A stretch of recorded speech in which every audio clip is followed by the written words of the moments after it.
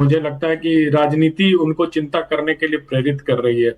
SIR के process पे हिंदू और मुसलमान दोनों के वोट काटे गए हैं, और हिंदुओं की संख्या, चाहे वो मतुआ हो या दूसरे समुदाय के लोग हों, अभी इसका ब्रेकअप नहीं आया है हमारे सामने, लेकिन एक अनुमान के हिसाब से दोनों समुदाय के लोगों के वोट काटे गए हैं।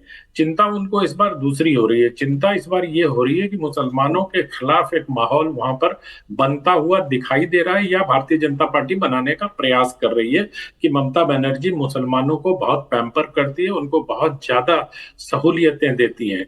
ये एक जो माहौल बना है, ये ममता बनर्जी की चिंता का कारण है। और उसी चिंता के कारण को और थोड़ा डीप करने के लिए अमित शाह ने आज जो भरोसा पत्र जारी किया है बंगाल में, जिस मैनिफेस्टो को भरोसा पत्र कहा है उन लोगों ने, तो उस भरोसा पत्र में भी देखिए तो आप एक तरह से इसी की उनकी चिंता ध्वनित हो रही है।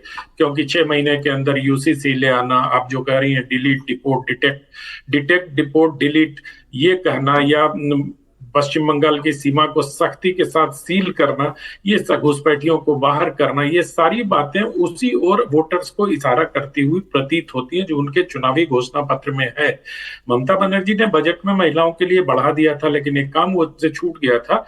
उन्होंने छठे वेतन आयोग को बढ़ाने का कोई, छठे वेतनमान की सिफारिश पर ही बंगाल अभी चल रहा है, वहां सेवंथ पे कमीशन लागू नहीं है, जबकि केंद्र सरकार एट्थ पे कमीशन का गठन कर चुकी है और कुछ दिनों में उसकी रिपोर्ट आने वाली है। आज इस घोषणा पत्र में यह भी कहा गया कि जो बकाया डीए होगा उसका भुगतान कर दिया जाएगा। इसके अलावा हर माता के खाते में 3,000 रुपए, जैसा आप बता भी रही थी, वो दिया जाएगा। पुजारियों और ग्रंथियों के लिए भी घोषणा की गई है। तो ये सारी चीजें ममता बनर्जी की उसी चिंता को ध्यान में रखकर केंद्रित करके बनाया गया, मीनाक्षी जी। और मुझे लगता है कि यही ममता बनर्जी की चिंता का कारण है। एसआईआर वगैरह, देखिए एसआईआर अब जैसे जैसे चुनाव नजदीक आएगा, एसआईआर अब नेपथ्य में चला जाएगा, क्योंकि एसआईआर बंगाल में कभी मुद्दा था ही नहीं। चुनाव इस बार भय के वातावरण और मुसलमानों के पैम्पर करने के की जो चिंता भारतीय जनता पार्टी बनाना चाहती है, उसके आधार पर होने वाला है। आप जब बात कह रहे हैं अनंत जी, आप भी मुस्कुरा कर ही हालांकि अपनी सारी बात कहते हैं, लेकिन उधर से राशिद जी भी मुस्कुरा रहे हैं।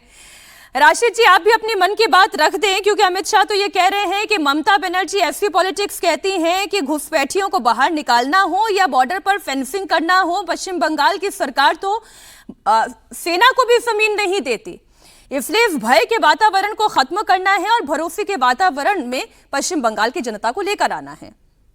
धन्यवाद मीनाक्षी जी। देखिए, मैं और आनंद जी जो है, हम दोनों बड़े घनिष्ठ मित्र भी हैं, और मैं उनकी बात को उसके साथ में उनके एग्रीमेंट में मुस्कुरा रहा था। देखिए मीनाक्षी जी, उन्होंने कहा कि इसको भरोसा पत्र कहा गया है। कुछ लोग उसको इंग्लिश में जो मैनिफेस्टो है उसको मनीफेस्टो भी कहते हैं, कि मतलब पैसे की बड़ी, हाँ, पैसे का बड़ा फोकस होता है। और ये मैनिफेस्टो इतने सारे चुनावों के में उसकी कोई बहुत ज्यादा अहमियत नहीं रहती। कमोबेश देखिए एक ही तरह की लोग वादे करते हैं।